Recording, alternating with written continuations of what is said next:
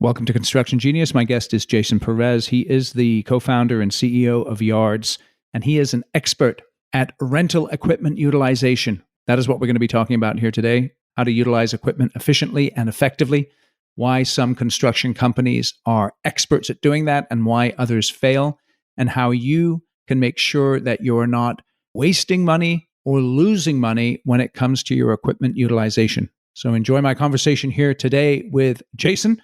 Thank you for listening to Construction Genius. This is Eric Anderton, and you're listening to Construction Genius, a leadership masterclass. Thomas Edison said that genius is 1% inspiration and 99% perspiration.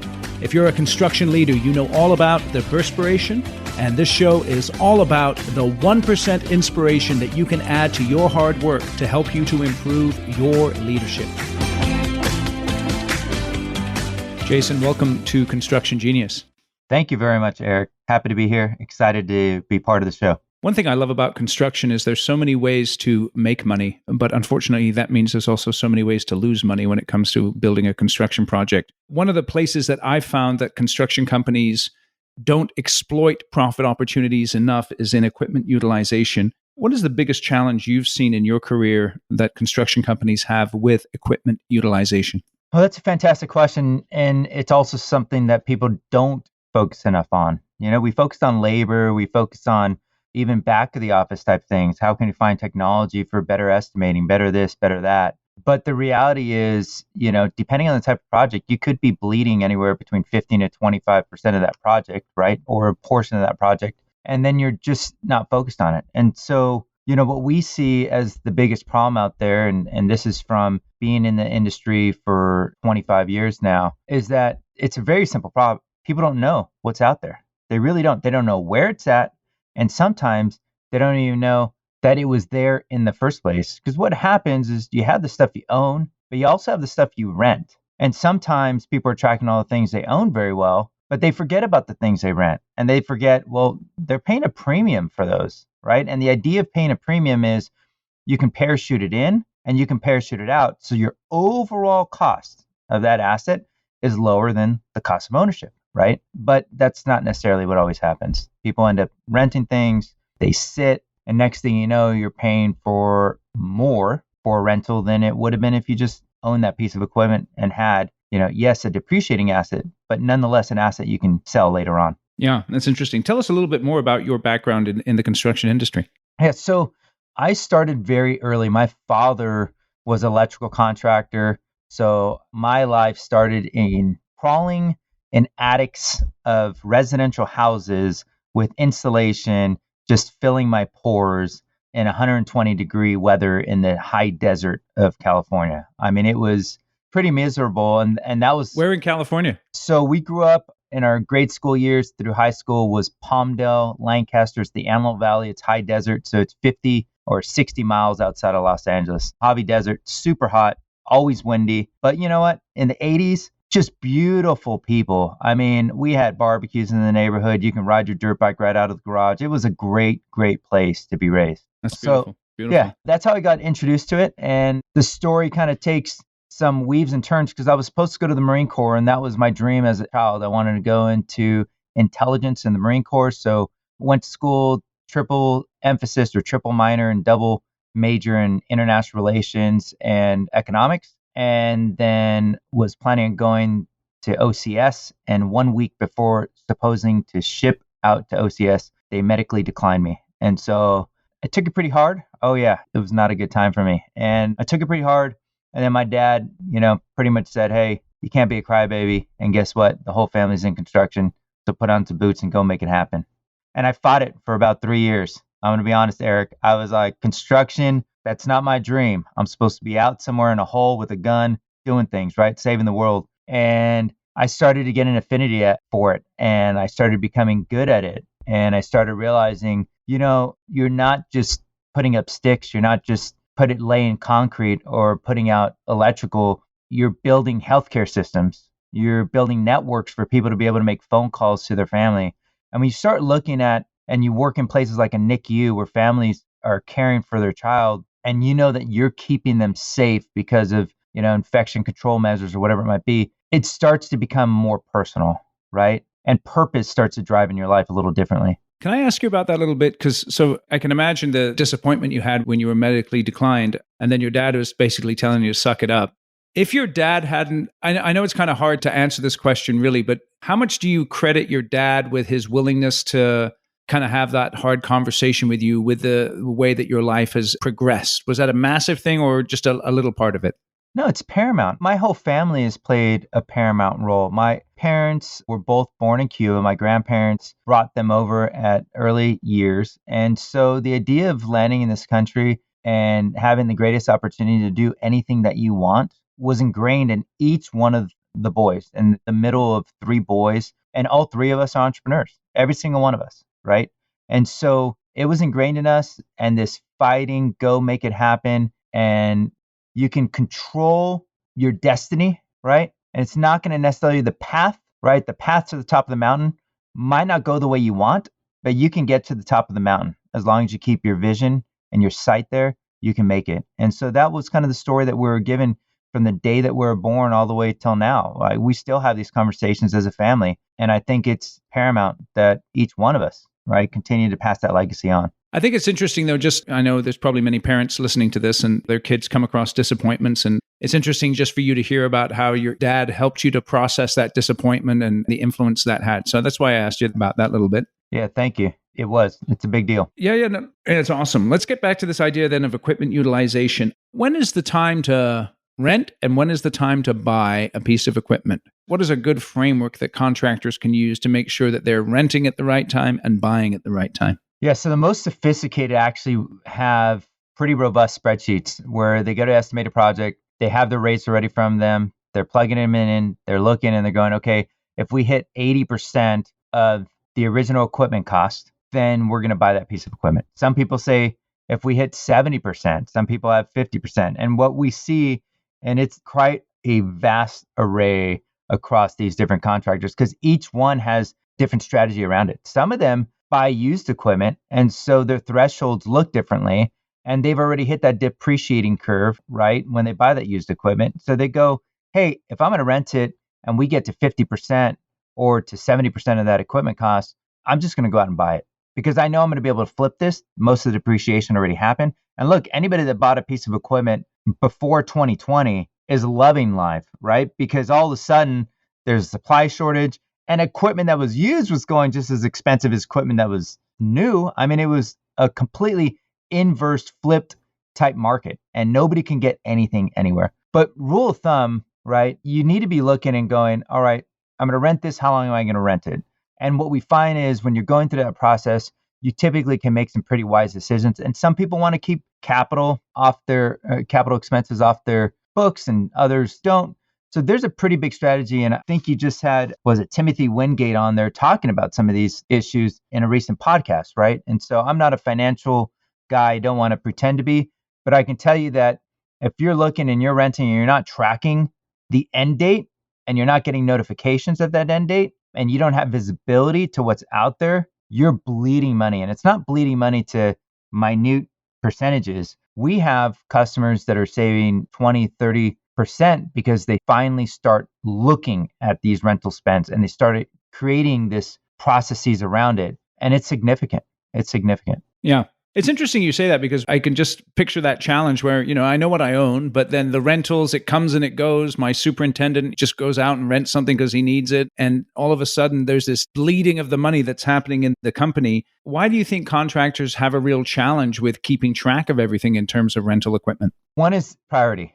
I think that me as a project manager that lived a life on the GC side that was very aggressive, there were so many things in a contract that was more worried about. And there were so many things on a subcontractor that I had to be worried about. And there were conflicts in drawings and so many other places I can get bit, that's where all my focus was. And as an industry, I was at an event where it was the economists for AGCs that construction's 40% efficient, right? The people that go out and work are only doing work 40% of the time. The people that are getting work done, though, I say, are doing work 120% of the time. So you have this group of people that aren't, and then you have these group of people that are, and they're so overworked that they're focusing on high value components, but they don't realize it just hasn't been in their vision, right? They haven't been groomed. Nobody's talked about it. It just hasn't been this industry topic where people get excited about it. But the reality is it's a major component and they're bleeding a lot of money. And it just has never been part of the conversation. Rental is, hey, we're getting something, we're making a good decision, we're not buying it, right? We get to expense it and we're only going to have it for a little bit of time. And everybody thinks it's going to be a little bit of time. But everybody drives down a freeway and sees equipment parked on the side of the freeway. Everybody drives down the block, they see a piece of equipment sitting on this job site that's rusting away, right? I've heard stories of trees starting to grow in buckets of these loaders because somebody rents it, don't even remember it. Yeah, it's interesting. So let's talk about the managing of rental equipment. At what level in a construction company do you recommend that people focus when it comes to the management of equipment? Well, first off, I always think that they truly need if you are renting anywhere over $250,000 a year, you should have somebody dedicated to managing equipment, right? And if you own a certain amount of fleet, and it depends on the threshold again, but same idea. You need to be designating and going, all right, when do we make that decision? Because there's two places you're going to bleed. On the rental side, you're going to bleed when you go to rent it and you're not getting the right rate, or you're going to bleed when you forget it and it's sitting there. And as you mentioned, utilization is a massive issue. It's not being utilized and you're paying for equipment that's not being utilized. On the own side, you have a completely different problem. Everybody wants a skid steer. Everybody wants the reach lift on the project, right? Because skid steer is very useful. And a reach lift, everything gets delivered, right? But how many reach lifts do you need on a project? And should a skid steer be on every project? Everybody likes to have one, but it doesn't mean you need one. And so you really need to be dedicating somebody that can make these decisions financially. And that's like the first very basic step. If you don't have somebody championing the issue, you're never going to get anything done. So you've got to make a decision at a corporate level strategically. Is equipment going to be important to us? And if it is, we've got to dedicate a champion to this that can live, eat, and breathe it. We're not going to have a project manager or a superintendent be focused on equipment and laying down 1,000,000 yards of concrete. It just doesn't make sense. Right. Let me ask you about that then. So let's say I hire someone and they're going to run my equipment. They're going to manage my equipment, both rental and owned. How do I set them up for success when it comes to interacting with the field? Because the field, they want it now and they want the best. And as equipment manager, I might be saying, well, you may want it now, but somebody else needs it first. And as far as the best is concerned, I want to manage our finance as well. And so that creates a tension between the two teams, so to speak, the equipment utilization manager and then the field team. How do you manage that tension? Yeah, well, it starts with leadership. And I think you're obviously clearly big on leadership and speak volumes to many people about how to get there as a leader. You've got to have somebody that's leading the ship, and your equipment guy shouldn't necessarily be the guy solving the problem. He should be implementing the solution to that problem. So, as a business owner, as an executive, you've got to own the problem first. You're hiring somebody to implement solutions. You're not hiring somebody to just manage all the problems, right? Because those just grow. That's the first step. Second, your job is to give them tools. You got to give them tools, and you got to create an environment where communication happens and visibility and transparency happens within the two teams. You have to do that, because it's when people stop saying things that they assume the worst. It's in our human nature. If all of a sudden, you're calling me every week, right? Every day, every week, and then you stop calling me for 2 days, you not calling me is what starts getting me worried, right? You can love me more than you ever have in your life. But guess what? All of a sudden you stop calling me, I'm going to think the worst. And it's just human nature. I don't know what that, we're driven by fear and we're driven by love. And fear takes a hold when we don't have transparency and we don't have visibility of certain things. And so we have to provide that environment for communication. And so you give these tools for your team to come together, whether it's automation for the teams to see all the rentals coming in, whether it's other asset management tools on the own side, could be telematic tools, could just be simple maintenance and work order type things, could just be, some people use spreadsheets, right? And if you're a small enough firm and you can use Excel, great. But at a certain point, Excel has limitations and it's not going to be automated and it's not going to provide the transparency that you need. So again, you got to gauge where you're at as a company. You got to figure out, all right, one, who's going to be the champion? Two, what tools am I going to give to them? And then how do I create that environment to ensure that we have collaboration between the field and the office, right? And there's a very strict strategy around it. Great organizations out there too, Eric. I mean, the AEMP, right, for equipment managers, there's a lot of different organizations people can get involved with and learn a lot. So, in your experience working with a number of contractors, what are the savvy contractors doing that the less savvy contractors aren't when it comes to managing their equipment? The most savvy tried to solve the problem themselves already, right? And they've built these absolutely extraordinary Excel spreadsheets that are linked a million different places, and then go to BI tools and they feed all this information so they can start to make these decisions. And they've built this process from estimating all the way through project startup. And then they have regular meetings throughout the project, and then a project closeout to understand where they're at with the budget. So they've defined this is the process we're going to take all the way through. And then those people graduate and they start implementing better tools, right? So you start getting things like telematics involved. You mentioned utilization. Is equipment being used or not? Some of these rental companies have tools. They have GPS and telematics on there. They can give you that utilization, and then you can set certain alerts and notifications around it. You can do that again on your owned assets, right? If you get the right telematics partner. Part of the biggest friction, and one of the things that we try to solve as a company, was bringing all that data into one place, because you can log into United, you can log into Sunbelt, you can log into Herc, and you can pull that data individually. But then you have to aggregate it all together, and then you have to split it per project, and then you have to send that data to each project, and you're loading into the BI tool trying to get different type of data. And then you have your owned assets. So now how do you take those owned assets and put it in the same place? So there are tools out there that will take all that, automate that process. So nobody has to manually type anything, right? It gets automated, it brings it in, they have that visibility, and now they're meeting weekly. What's here? What do we need to call off? What do we need to move somewhere else? Based on alerts, on notifications of has it been used or not? Or I set a deadline. We're going to have this rental for 3 weeks. That's going to alert me at the end of the 3 weeks. So people are getting smarter. They're going out. They're trying to build things out of no code. They're trying to build sophistication around Excel, or they're going out and they're finding tech that can solve it. Would you like to be able to increase the effectiveness of your leadership team right away? There's one simple way that you can do that, and that is by going to Amazon and purchasing my book. Oh, yes, it's the middle of the podcast, so you know it's time for commercials. We're not selling Manscaped. We're not selling Athletic Greens. No, we're selling this book. And why are we selling this book? Because it's an awesome book. And you should purchase it for you and your leaders. It's Construction Genius, effective, hands-on, practical, simple, no BS leadership, strategy, sales, and marketing advice. And it is exclusively for construction companies. The best way to utilize the book is this. Purchase 10 copies. Because what happens when you purchase 10 copies is you shoot me an email at eric@constructiongenius.com. And you say, Eric, I've got 10 copies. And then what I'll do is schedule a question and answer session with the leaders that you give the book to, so they can ask me any questions about the book that they like. And I'll provide a bonus training session as part of the Q&A. And that would cost you $2,000 for a session like that. I'll do it absolutely free. And all you have to do is spend about, let's see, what's 200 times 10, $200 buying these books.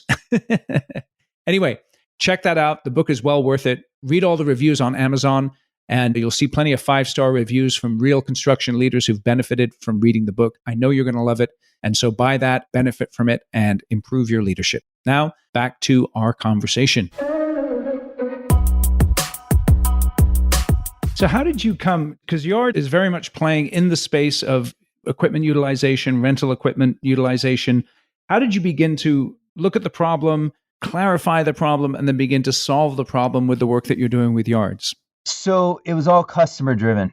Our customer discovery process is pretty in-depth, pretty intense, and maybe the best word for it is intimate. We sit down with customers regularly. And even before they're customers, when we started, for about a year before we had one customer on the platform, we were sitting down talking to people going, hey, how are you managing these things?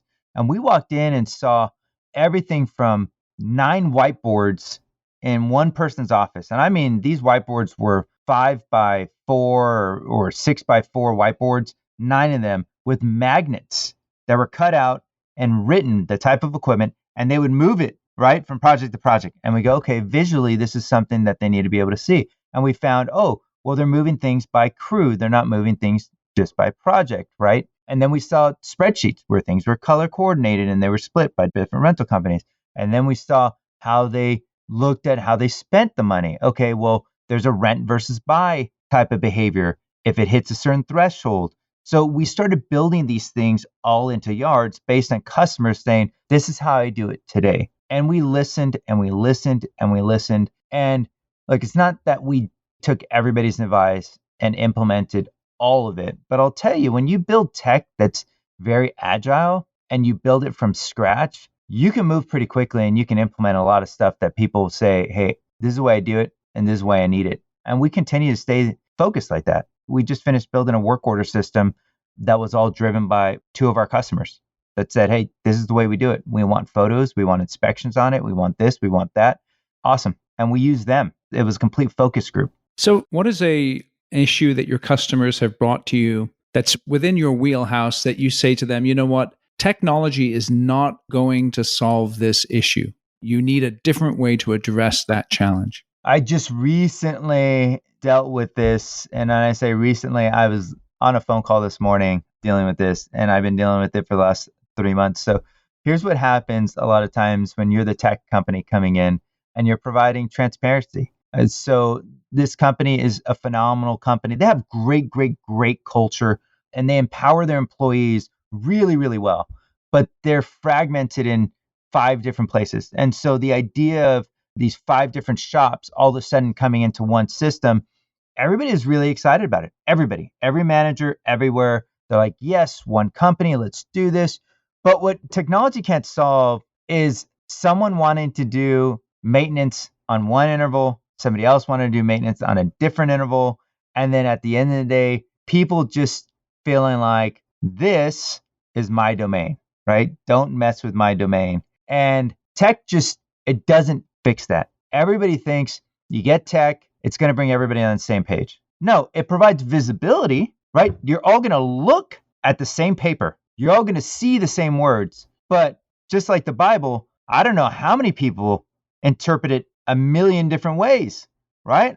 I mean, that's literally what tech does. All of a sudden, everybody looks at the same paper and they're like, this is great. Here's what it says. And then the guy next to him goes, that's not what it says. This is what it says. Tech's never going to fix that. Everybody thinks tech is all of a sudden going to bring this kumbaya. We're all sitting around with a guitar, singing around a fire. And it doesn't work that way. It still takes leadership. It has to. Okay, so then that leads me to my next question, and it's all about the implementation of tech. And I know there's been a few podcast episodes where we've discussed this, but I want to talk to you about it because you have a construction background, you moved into the tech space, you're dealing with just the very issues that we're describing here. So if I'm looking as a CEO to implement any kind of tech into my business, what are some basic steps I need to take in order for that to be successful? Yeah, so the simplest thing everybody talks about is, hey, I'm going to get buy-in, right? And I'm going to get early adoption from people that know how to use tech. That's like the first thing everybody says. Let's get somebody, early adopters that love tech and do it. That's great for a pilot, but that's not a rollout, right? I tell people, if you really want to know whether it's going to work, get the guy that hates tech. Get him in the focus group. You have to. Get him in the focus group, bring him in. If you can make him a champion, then you can make the rest of the people a champion. So your focus group really needs to be diverse. It needs to be the guy that's about to retire, that hates tech. My older brother, he was a superintendent all the way through, and then he started his own company in a completely different industry. But he told me all the time I was an idiot for being in the office, pushing paper and behind a computer all the day, right? He did not want anything to do that. He's like, I will push people to work and I'll keep people on schedule. Don't put a computer in front of me. I don't care about it. You want that guy on your team. If he's ever going to have to touch that tech, bring him in early and let him complain and let him talk through it and then let him see the light because he will be your biggest champion. He's going to be born again, all into tech and excited about what it can do for him. So don't be afraid. Yeah, let me ask you this. What are some of the legitimate objections that come from old school folks that you've got to say as a tech person, you know what, dude, you're right. And that's something that we're going to have to take into account? Yeah, two main things that I find with the problem with tech today, and I've seen a lot of tech out there. When we're building our tech, we took this into consideration. And by the way, I'm typically the step for the UI UX for it because I am not very techy. I've always been a contract guy. I've always been a computer RFI submittal guy, but I've never been a techie guy. So two things. One, tech should automate current processes. It should not change current processes. Tell people that all the time. You know, people built the Empire State Building in like a year and 45 days. Could you imagine anything today being built that fast, Eric? Ever. It's not going to happen, right? There are certain things, the way that people worked, the way that people did things, the way that people communicated. There's certain things that we shouldn't change because they were good. So the major flaw in tech is it's not automating what people do. They're just trying to create a new way to do it. And that's not healthy for the old school. It's not healthy for where we're going as an industry. The second thing is, my goodness, you can't design tech the way you design or B2B type tech for an old industry like construction, like you design something for a consumer or you design something for millennials. Over and over again in our tech team, they'll send me something and the modal opens, right? A modal, for those people that don't know, is a little screen that opens when you click on something. So it doesn't take you off the screen. It just creates a little window inside. Yep. And like a chat box on a website or something like that. That's right. Yeah, exactly. Like a chat box. And over again, we have it now like in our standards. People forget though.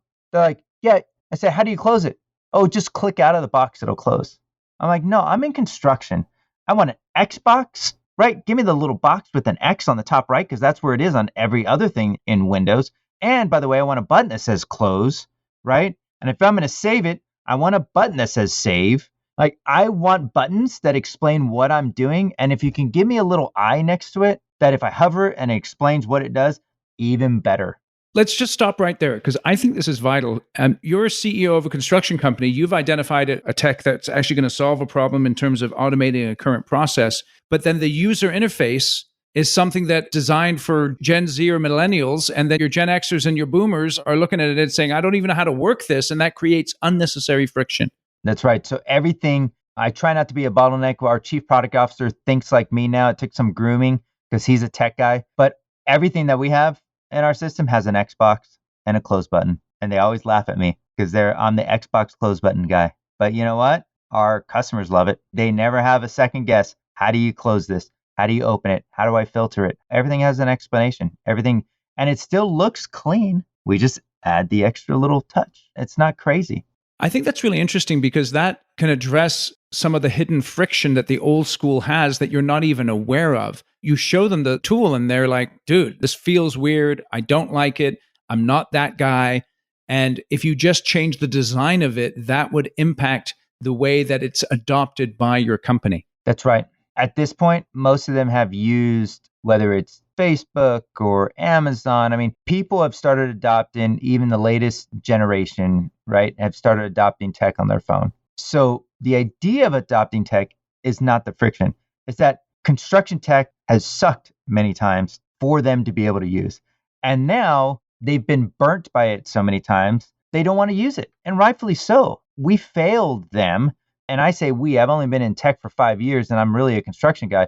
But I feel like tech failed us for a very, very, very long time for the field. You can, however, if you're a GC or you're an architect, you can put on VR goggles, walk through a building before it's built. I mean, it's cool, right? I mean, this is flashy, fun, neat stuff. But if you're the guy out there managing equipment, what have we given you? Well, how have we said, hey, we care about your experience? And we haven't. We haven't until, I would say, in the last couple of years, people started listening. Yeah, I like that. So tell us exactly what Yards does, the problems that you solve, and then how people can get in touch with you. Yeah, so Yards solves two problems, really. The first is where we started in the industry, which is the rental aggregation side. So big companies rent a lot of equipment, and they're renting from the big guys, could be mom and pops, whatever it might be. And as we talked about it, they'll log into all these different websites or they'll get emails with on-rent reports. And they're dealing with 5 different spreadsheets. And these spreadsheets all have 10 different projects. And they all have different equipment ordered by different people. And the POs are only 50% accurate. And Eric, I want you to think about this. This is where we're at as an industry. We allow rental companies to put in information that is only accurate 50% of the time. I'm going to order a piece of equipment. You're providing me a service. I'm going to pay for that piece of equipment, but you cannot put an accurate PO. You can't put it on the right project. You can't put it that it was ordered by the right person. That's 50% of the time. So we take all that data, and without the customer having to do anything, we aggregate it into yards, and we allow them to have the visibility. We place it on the correct project by using all this regressive logic that goes, okay, where was it delivered? What's the PO number? What's the project name? Who ordered? We look at all these different factors, and we're now at over 99% success in making it go to the right project for that customer. So we take 50% bad data, cleanse it, put it on the right project, and then we give an array of tools around that. So you have an end date. It's going to alert the project team saying, guys, you only want it for 3 weeks. Boop, boop, boop. Make sure that you call this off today, because if not, you forget it and it goes for the next week or the next month or 5 months. I mean, we had somebody that said they had equipment for 18 months. And I know there's people listening here that probably can beat that, but 18 months it sat on the back of a project and they didn't even know. They just kept on paying the bill. So we aggregate it, we give them the tools, and they do that. And then the second problem we solve is really on the own side, because what we found on the own side is there's some really great inspection tools out there. There's some really great work order type systems out there. And there might be good dispatch tools that are out there. What we did is we said, let's build something that's at the upper tier, right? Special ops. Let's build the best out there that can be the best work order system that allows inspections, photos, tasks, notes, tracks every activity that happens in there with really clean schedules for hours, miles, and dates. Let's build a dispatch tool that sends emails to people, Google links to go where they need to go. Let's give a tool checkout with receipts that checks with people every week to confirm that they have what they have.